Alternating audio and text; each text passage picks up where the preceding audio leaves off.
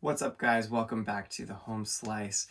Today we're going to start a new tournament with full-size folding knives. I've done a tournament of slicers, a tournament of small knives, a tournament that was eclectic with hollow grind versus flat grind. I just wrapped up a tournament on mid-size knives that was a whole lot of fun.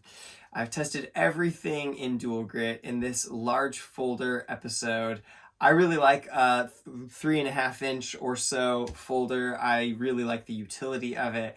And in this large folder episode, I'm going to depart from my sharpening practices in the last ones where I'm testing everything dual grit. I think that's been interesting, and I've gathered tons of data from sharpening everything the same way. And I think I've got enough data for me for the moment.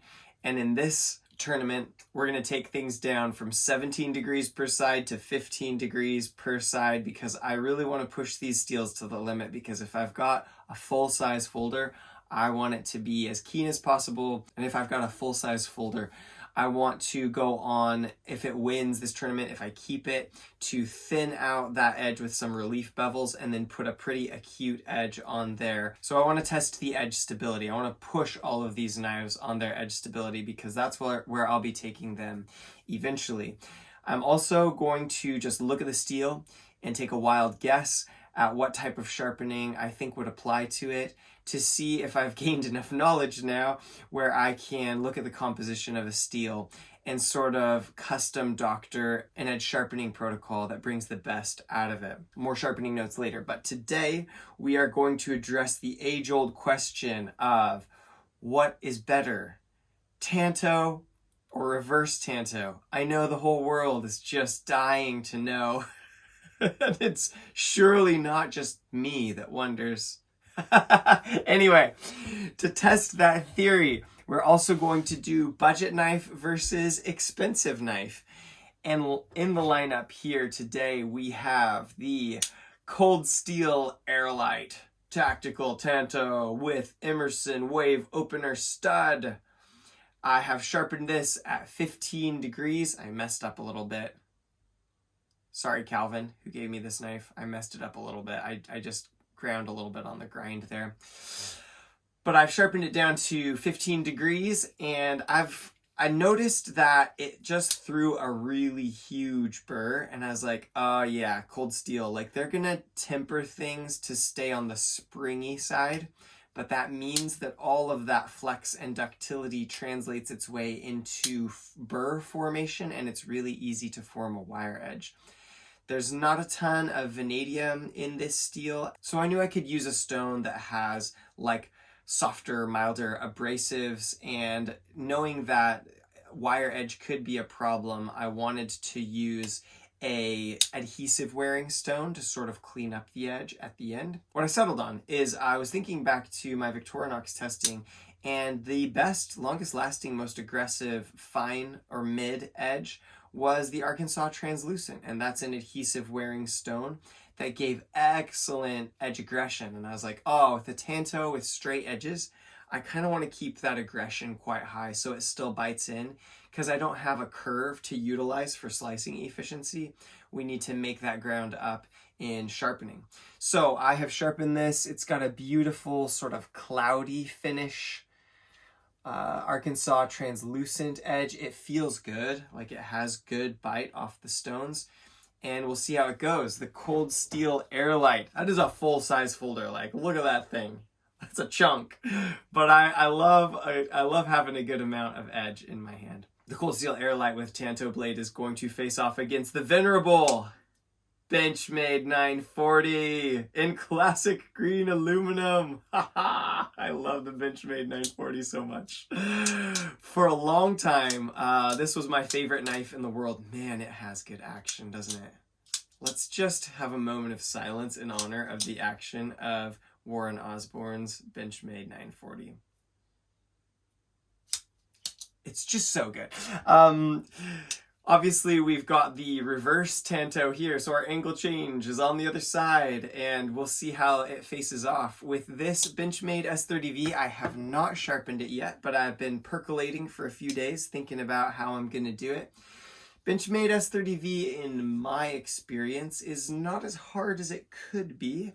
It does a decently good job. I don't have a ton of complaints about it, but in my experience, it's not the like pinnacle of S30V performance.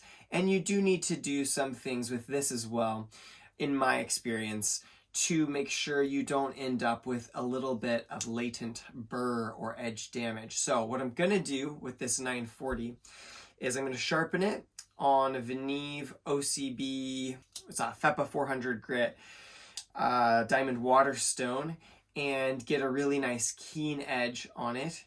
And then I'm probably going to take it to the Spyderco Ultrafine, another adhesive wearing stone, to try to pull off or shear off as much of the leftover burr or damaged metal as possible, really gently. And then I'll probably, because I trust the burr formation of this to be minimized a little bit more than this, I probably will head back to the Veneve 400 grit stone and do some really light, just skating across edge leading strokes, just sliding across those diamonds to sort of, once the burr and damaged metal are gone, to reform that really triangular crisp apex. And we'll just do a really good, like, aggressive working edge, not quite toothy, but sort of cloudy finish on both of them. Veneve, if you're not familiar, their grit rating system is the FEPA system, which is different. So a 400 grit is probably more like what most of you are used to considering, somewhere around the like 1,000 or 1,200, 800 to 1,200, somewhere there. It's a cloudy finish. It's not actually a toothy edge. So these will both be cloudy. The Arkansas is also cloudy. It'll be a little finer, but I'm doing that on purpose to sort of cut down on the burr formation possibilities on the cold steel. Anyway, we've got two really well done, really like narrow, slender, nice action knives with very strong locks, beefy tips that will stand up to as much abuse as I can throw at them, I'm sure.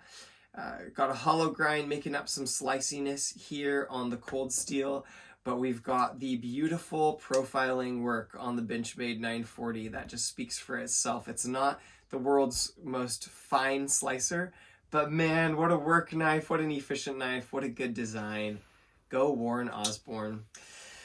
All right, guys, I'm gonna throw these in my pocket for 1 week each collectively, and I will be back to tell you which of these I think should be the winner at the end of that. In the meantime, here's some video of the knives so you can get your head around the looks of them, and after that I will throw up the specs that I care about on screen.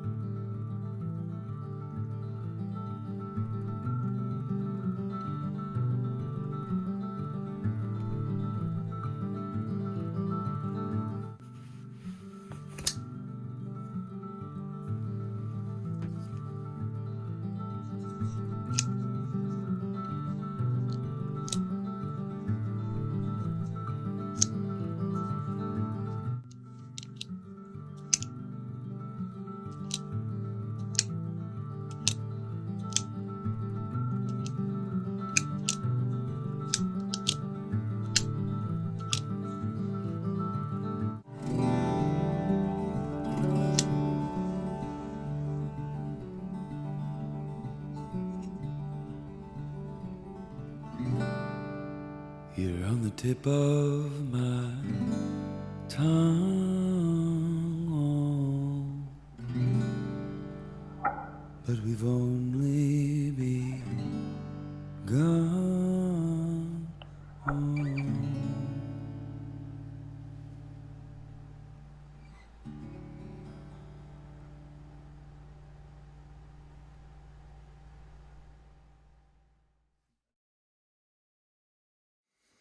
All right, I'm back after 2 weeks. Kids woke me up at 4 in the morning this morning, and I just decided to get on with the things that I needed to do. So I'm here for an early morning shoot with y'all. But we are going to review and come to a conclusion on Tanto versus reverse Tanto. Cold Steel Airlite versus Benchmade 940. Now, it should be noted before I say anything that there is quite a vast price difference between these two knives. I'm not sure what the 940 is running these days. I got this one for $100 used on eBay. But that's an exceptionally good price. I watched for a long time to actually get that price, and I think the Cold Steel costs about 50-60 bucks on Blade HQ. I'd assume these days a Benchmade 940 is gonna run you somewhere in the vicinity of $300. I would not be surprised if it was more than that. So definitely a big price difference. Some would say that I am comparing apples to oranges, and those people would have a point. That said, I find this a really compelling comparison because these are the two knives that I have that I just never have to worry about the tip, because whether from the reverse Tanto that's very carefully sculpted by Warren Osborne or because of the American Tanto, they've got beef behind that tip. And so I think it's an interesting comparison for my purposes. The Cold Steel Airlite, I always start carrying it and I'm like, oh, this is not really my style. And then it always surprises me with some form of goodness that I did not expect. And I have to say that that indeed happened again. So we'll start with the good and then we'll move to the not so good. So the first good thing that I noticed in this round of carrying the Cold Steel Airlite was the steel and the edge that it took. So I put a Arkansas translucent stone finishing edge on this, and this AUS 10 broke down tons of boxes and did lots and lots of work and kept an edge with really admirable aggression throughout. Like, it's only just now starting to get to the point where I'm like, oh, that's not quite as pleasing as it first was. I actually like the drop point that they've put on this. The hollow grind is effective. It restores some of that cutting efficiency. Yeah, and overall, I just really enjoyed carrying this. I think when you have a cold steel in your pocket, there is something, it just sort of brings out, I want to say it brings out the knife abuser in you. That doesn't sound good, but it sort of brings out this like, oh, I'll use my knife for that. And you end up, there's some lithium, I think, on the tip here because my friend was prying a laptop battery out with it. And you just use it for everything. And that's really, I have to say, that's really a strength. In a cold steel with a big fat triad lock, you just end up using the thing. And I think that there's something really cool about that. The last surprise of a benefit is that this flat edge, I just assumed for things like cutting up tomatoes and stuff like that. I ended up having a lot of tomatoes come in from the garden this week, and I ended up processing a whole bunch of tomatoes. And I thought, oh, this is gonna be rubbish for that because it's flat and flat. It's not a steel that I know of as being exceptionally good at holding a toothy or working edge for a long, long, long time, like a powder steel would. But I was pleasantly surprised. A, the edge that the Arkansas translucent stone put on this lasted really well. And B, I found that this angle change point right here, because that comes to one specific point, I would just put it on tomatoes and push it forward and it would instantly just like pop through the skin. And so I cut up heaps and heaps of tomatoes with this. It's an amazing tomato knife. Who knew? Now, I tried to cut up an apple and a carrot. Not so pleasant for that. This hollow grind reaches its full thickness a little bit too quick for the apple not to become a little bit fragmented. But overall, really enjoyed the Cold Steel Airlite. Down to the cons, this thing is huge in your pocket, in my opinion. I'm going to carry some knives that are almost as big in the coming weeks, but I have to say this is reaching the upper limits of my pocket surface area. And the only thing that kind of saves it in that regard is that they did keep it really thin. The boys at Cold Steel were thinking, and so they're like, you know what, maybe if we make it a pancake, it'll feel a little bit nicer to carry, even though it's a big hand-filling knife. Some people don't mind that too much. I myself am a little bit biased to the side of small carry footprint. Drawback number 2, the clip is terrible. It is so low here. You just can't get it over fabric that has 2 layers. I found myself, I would kind of pull it out with my fingernail to just get it over the side of my pants. I tried to waistband carry it because that's what I normally do and that's my favorite. And it was a nightmare trying to get this thing over sort of reinforced doubled up fabric of a waistband. I couldn't do it on some of my pants. It would go into here and then just like stop. So it definitely led to a bit of a cumbersome carry experience. The clip's a totally fixable thing. It's not a knife design thing, but it is a drawback to the knife as given from factory, in my opinion. Another sort of drawback that's a little bit hard to get away from is that I do find Tantos a bit awkward to use for some things. Now, you can sort of use it for all your normal everyday stuff and sort of dial in your methodology, but it is sort of like a new learning curve of like, what motion do I use to accomplish this task smoothly? So I did have a learning curve because I'm not used to this. If you're used to Tanto, it probably doesn't hold you back in the least bit. The last con that I will say, and I'm probably going to get some hate from some Cold Steel loving people, and you guys feel free to speak your mind. I'm not going to be offended if you think that I am nitpicking at the moment, but I have to say that I notice that although this thing is built for ultimate tactical robustness by Cold Steel, and this triad lock just sinks miles into that blade, just shonk, you know?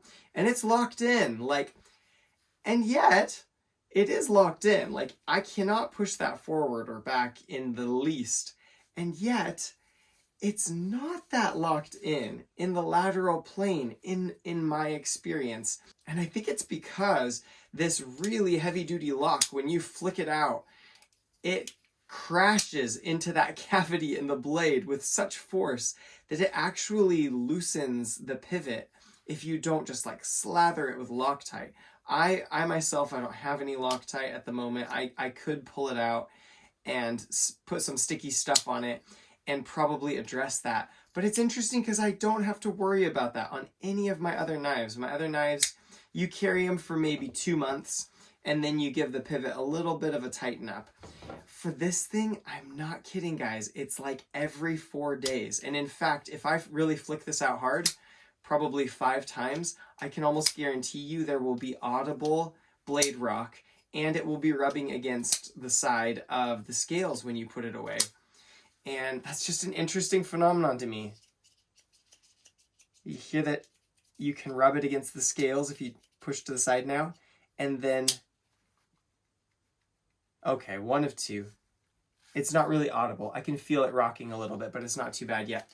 I did have to tighten this 2 times during the week to get it to lock up this nice. And so I do think the sort of like heavy duty robustness has this ironic quality of self-loosening the pivot bolt. And then you just end up with a decent amount of blade play and rattle, which is kind of funny for something that's built to be the world's most ultimate tank. You know, it kind of feels a bit like janky, but I suppose there is something sort of AK-47 about the Cold Steel lineup of knives. They're sort of like, they're not going to be your most precise, but they're going to be very robust. And so I guess we can't really fault them in terms of, I think they're sort of hitting their design targets. I suppose in that sense, the Benchmade 940 is probably a pretty good analog for like your M16 or your AR type thing. It's much more precision. The lockup doesn't feel perfect, if I'm honest, on this one. I do find that Benchmade's, the tang seems to vary a little bit in length. And this one, I wish it was a little bit longer because it doesn't have quite as much surface engagement on that lock. It's just a few millimeters. It's not quite as locked up as Benchmade 940s that I've had in the past. But definitely the feel, the fit, the finish, the operation of the thing, and the edge retention were all very good and precise on this Benchmade 940. I love the Benchmade 940. It's sort of not a fair test because I look at the Benchmade 940 and I become happy. I think it's a really beautifully designed knife. I think it's really robust, but it's just thin enough from the factory and thin enough at the edge with this 15-degree bevel that it's still enjoyable to cut everything. I didn't find it obtrusively thick for anything. I actually love this sort of powdery matte aluminum. It's my favorite configuration of the 940 by far. I don't go for all the fancy ones. I just like the original one. The action on a 940, like this was like button lock smooth before button locks were like a mainstream thing, because the tip is so thick and heavy, it just swings so easily on that axis lock. Things I could say, pros and cons of the 940. Ergonomics I find are gorgeous on the Benchmade 940. The blade centering and the curvature of the blade behave really naturally for me. The forward rake is nice. I like how it leans forward into a cut. I prefer that in a knife as a general rule. The S30V. Now, I've had some experiences with Benchmade S30V where I found them difficult to sharpen, but having grown as a sharpener and realizing that I need to lean into my diamond setups a little bit more, I really found the edge on this Benchmade 940 to be buttery smooth and aggressive all week long, and I'm still happy with it. Like, I wouldn't want to strop it now because it's still pleasing. It's still nice. I think I forgot to best test these things, so maybe I'll do that at the end of the video. Paper test and best test. But cut up cardboard boxes like a dream, trimmed bushes, flax, cut through wood. It just did everything really well. The edge I put on it, I went through a progression of Veneve resin bonded stones, did an edge leading deburr on a Spyderco Ultrafine really light, and then brought back the crispness of the edge with some edge trailing strokes on a Veneve 3 to 5 micron resin bonded diamond waterstone. So with that set up, this took that edge about as perfectly as anything I could hope to, and it really redeemed my experience with Benchmade S30V. I think Benchmade S30V, I've had a lot of it, I've used a lot of it, and at first I was wowed because it was my first super steel, so I was like coming from sort of powdered steels, and I was like, wow, this is amazing. And over time, I got some different kinds of steel, and I was like, oh, this is like markedly better. Maybe Benchmade S30V is not that good. And I think now I've pendulum swung back to this happy medium where I'm like, you know what? It's really solid middle of the road. If you know what to do, it's not the hardest steel in the universe, but if you know what to do to sort of bring the edge to life, you can get some really pleasing performance out of Benchmade S30V. I'm super pleased with the 940. Cons. Are there any cons to the Benchmade 940? I struggle to think of a con to the Benchmade 940. I'm a bit of a fanboy right now, guys. I'm so sorry. I don't think I'm very objective. I guess the one downside of the Benchmade 940 is that because of this robust thickness, the edge thickens really fast. Like when I am like 10 sharpenings into this thing, I'm going to be like, oh man, it doesn't slice nice anymore. And that is something to be aware of when you're buying a knife. So I don't mind that so much in a work knife. And to be honest, when I get to that point, I'm going to probably lay this primary bevel, this grind, down flat on the stone and just grind it away by hand and redo a satin finish on a sharpening stone to bring it down to an even thinner edge thickness than factory. That's what I'm going to do. But I think that for the person who's afraid to do that, you should be aware, if you're thinking about a Benchmade 940, that you need to be prepared for it to be a rugged work knife. It's going to lose that beautiful slicing edge faster than a lot of knives that you may have had if you have a lot of full flat ground stuff. And you just need to be prepared for that, and either prepared to fix it or prepared to live with the fact that it will cut like a bit more of a thicker or obtuse work knife once you're several sharpenings into the knife. Okay, do I need to declare a winner? I think I declare the Benchmade 940 the winner. Go ahead and send me your comments about how it wasn't fair, and give me your thoughts on if you disagree. You're welcome to be here and you're accepted whether you agree with me or not. And if you're a cold steel person, I just bless you. I'm sure that you probably use your knives more thoroughly and more hard use and tactical than I do. And that's awesome. Like, that's cool too. But for today, Benchmade 940 is going on to the next round of the tournament. Best test paper test. Let's go. I'm not entirely sure which of these will test better.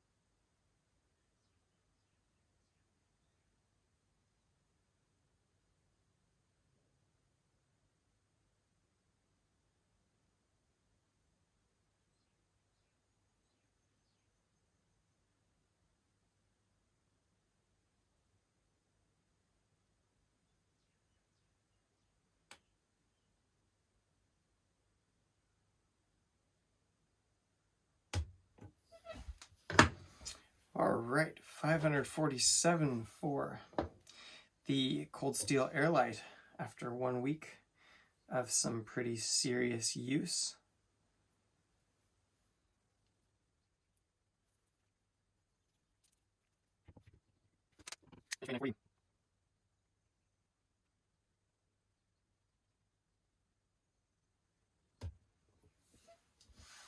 $258.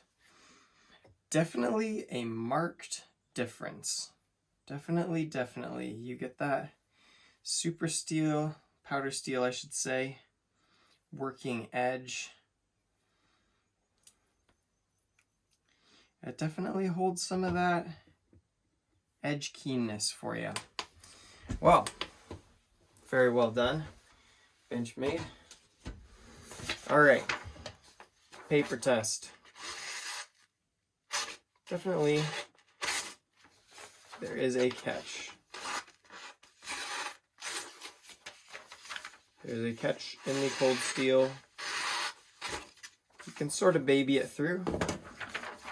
But yeah, there's a spot that's for sure dull. Wow. Oh, there's a little bit of a bind up spot in the Benchmade there that I hit. Oh. That thing is still nearly, yeah, it's not quite push cutting sharp. There's a little catch right there. There is a catch, but the smoothness is definitely much smoother on the Benchmade. There's a catch. So each of the blades has a catch. I broke down a lot of cardboard with both of these over the course of the week, and so each one has got a little bit of a dull spot. But man, the portions of edge that are still working on the Benchmade are still working really smoothly, just whispering their way through that paper. If you guys want to see the wrap-up of my last tournament, the mid-size tournament, I'll put the link on screen now. For the rest of you guys, I'll say peace out from the home slice. I hope you guys have a great day.